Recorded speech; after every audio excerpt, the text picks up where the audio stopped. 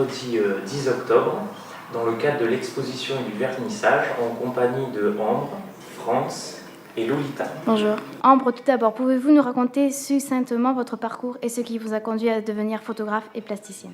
Donc, une passion pour l'image assez jeune, des clubs photo en milieu scolaire, universitaire et après en milieu professionnel. Et une pratique personnelle que j'ai poursuivie par la suite. Pouvez-vous nous décrire sur quel thème porte votre exposition? L'exposition de Marsac, on l'a intitulée « Le vertige est dans le pré » pour essayer de faire partager notre regard sur les éléments du quotidien qui nous entourent. Le pré, ça signifie proximité géographique, proximité avec autrui, proximité avec les éléments du quotidien, avec le moment présent. Des ateliers ont été menés en lien avec Pôle Famille. Pouvez-vous nous en dire quelques mots? Oui, alors en parallèle de l'exposition, j'ai eu l'occasion effectivement de proposer un atelier qui favorise les liens, la parentalité. Donc cet atelier, le titre exact, Donne-moi ton objet, je te raconterai son histoire. C'est un atelier transmission entre un atelier qui favorise les rapports entre parents et enfants sur l'image et l'écriture et autour d'un objet qu'on rapporte de la maison et sur lequel on raconte une histoire et on projette son imaginaire.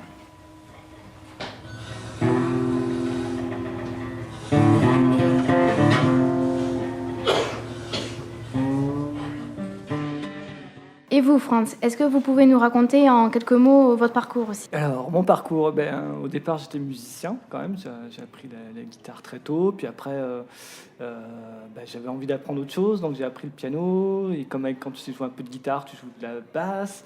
Et puis tout ça en autodidacte. Parce que moi, de la famille d'où je venais, il n'y avait pas de... Comment dire, il n'y avait pas d'art, quoi. Il y avait pas... Mon père était militaire. Donc, vraiment, c'était un peu difficile. Puis moi, ma façon de m'évader, c'était d'essayer de jouer du rock. Alors, à l'époque, tu regardais dans la rue, il y avait des gens qui jouaient de la guitare, tu piquais leur accord, tu revenais à la maison, et alors tu te faisais mal aux doigts, et puis à force, la musique, je dessinais un petit peu, depuis assez jeune aussi. Et puis voilà, après c'est des copains, c'est le dessin, la peinture, je faisais pas trop, je faisais beaucoup de musique surtout. Et puis un jour, il y a eu un drame dans ma vie qui fait que j'avais plus envie de rien. Donc à un moment donné, je me dis il faut que je fasse quelque chose. Et puis je suis parti marcher, je suis allé à Saint-Jacques-de-Compostelle. Et comme c'est assez long, j'ai eu le temps de réfléchir à ce que j'avais envie de faire. Et en revenant, j'ai dit quoi qu'il arrive dans ma vie, je vais essayer de me rapprocher de ce qui me rend heureux.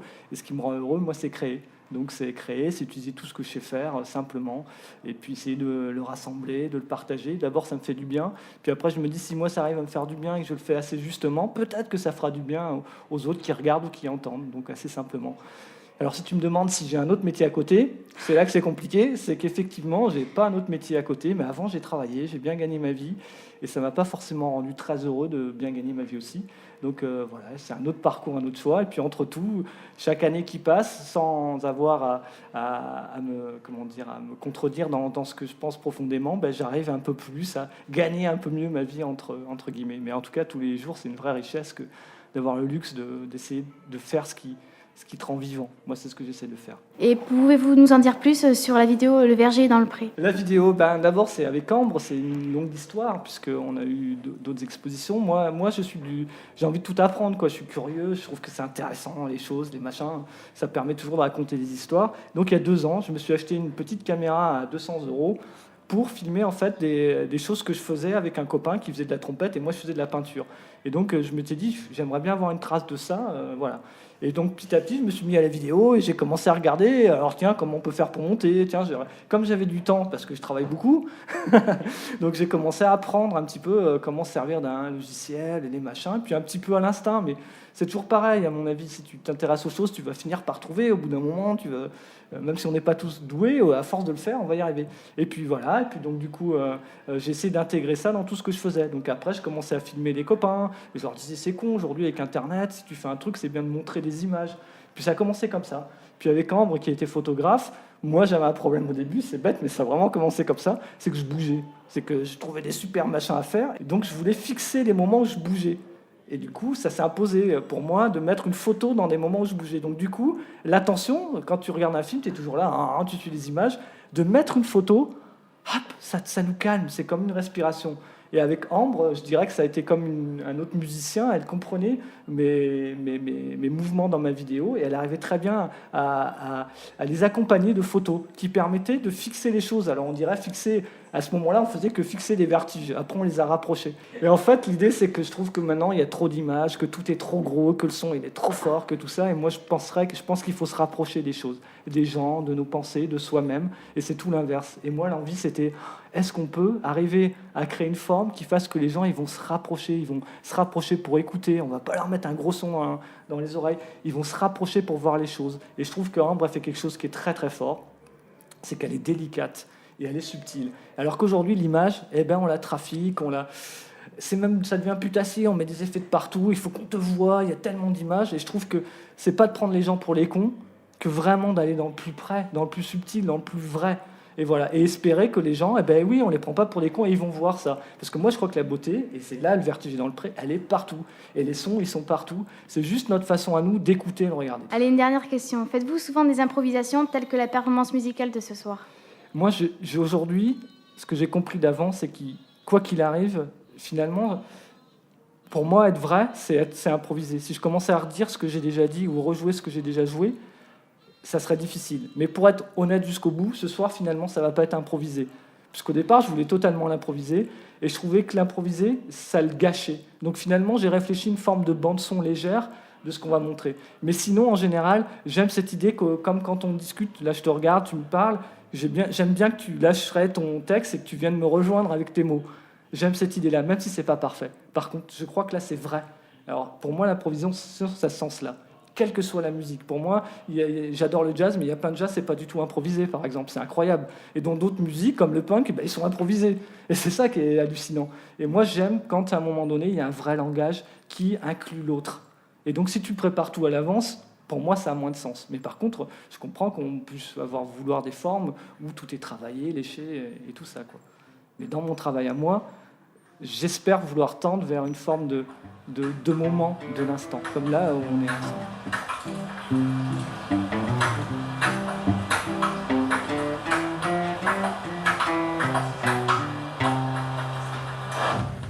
Bien, dans la continuité de la soirée, Manon va interroger l'élu chargé de la culture, monsieur Alain Chastenay. À toi, Manon. Il y a régulièrement des expositions et des vernissages sur la commune de Marsac. Est-ce qu'il vous semble important d'apporter de la culture auprès des habitants ? Alors, il y a régulièrement des expositions au centre social et culturel de Foruma. Ça c'est une première chose. Effectivement, tous les mois, il y a le genre d'exposition tel que celui que nous connaissons ce soir. C'est important d'apporter la culture auprès des habitants, oui. Mais si je dis qu'on fait des expositions au Foruma, c'est aussi un moyen pour les attirer vers le centre social. Donc, on est dans une espèce de complémentarité qui fait que l'on propose aux gens une forme de culture à travers les expositions et on leur permet, dans le même temps, de se rapprocher d'une structure où finalement l'outil exposition et l'outil culture se met au service du social, du lien social, de la solidarité. C'est là qu'est l'importance de ce type d'exposition, au-delà bien évidemment de la grande idée de la culture pour tous et de la culture populaire que nous on développe ici. C'est intéressant d'accueillir des artistes sur la structure. Alors, en quoi c'est intéressant ? D'abord, c'est intéressant il y a deux raisons. Il y a artistes professionnels, c'est un petit peu ce que l'on voit ce soir à travers le travail de Ambre. Et puis, il y a artistes que je dirais amateurs, ou en tout cas artistes qui est artiste sans le savoir, puisqu'il y a beaucoup de gens qui peignent, qui font des photos, qui les mettent dans les tiroirs chez eux et qui les sortent pas. Donc là, c'est très important et très utile de pouvoir permettre à ces gens-là, à un moment donné, de sauter le pas, de venir exposer. Et on rejoint ce que je disais tout à l'heure quand je répondais à la première question, on rejoint ce lien social et cet endroit où les gens peuvent se retrouver pour partager et pour montrer ce qu'ils savent faire. Alors ça, c'est important, c'est le côté aide aux gens pour effectivement montrer ce qu'ils font et prouver qu'ils ont du talent. Après, les artistes professionnels, c'est un petit peu différent parce que les artistes professionnels, on peut envisager d'autres partenariats avec eux. C'est notamment des artistes professionnels qui vont travailler avec le centre de loisirs, qui vont travailler avec les enfants des écoles, qui peuvent travailler avec d'autres groupes de personnes, d'autres publics. Je pense aux personnes âgées, je pense aux deux en même temps, parce que c'est aussi une des valeurs des centres sociaux que de faire de l'intergénérationnel.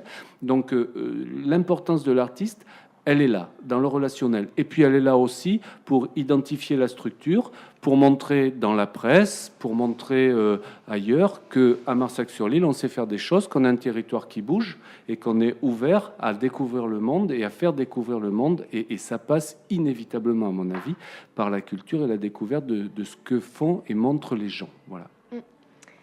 Y a-t-il des suites ou des formes de partenariat mises en place avec les artistes ? Alors, effectivement, j'en ai un petit peu parlé en disant que les artistes allaient vers les écoles, allaient vers le centre de loisirs. Mais je peux rajouter sur les formes de partenariat des choses qui se font sur un mini-festival ou un festival carrément, puisqu'on l'appelle pompeusement le Festival des quartiers. Et c'est à ce moment-là qu'on amène la culture, plus que quand on reçoit les expositions ici, qu'on amène la culture au plus près des gens et au plus près des quartiers, au plus près des endroits où ils habitent. Et les artistes viennent aussi sur ce genre de manifestations et viennent avec quelquefois des choses un petit peu plus importantes, volumineuses, d'autres formes d'art. Mais en tout cas, ils nous suivent aussi sur ces manifestations.